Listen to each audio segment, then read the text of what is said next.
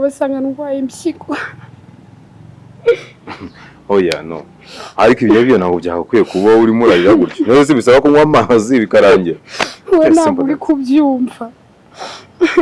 Yasaba insimburangingo. What? Yasaba umuntu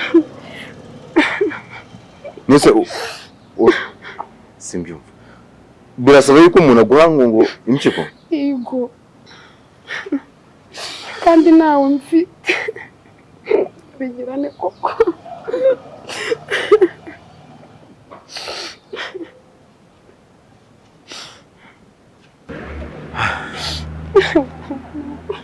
Okay, you know what? No, we did.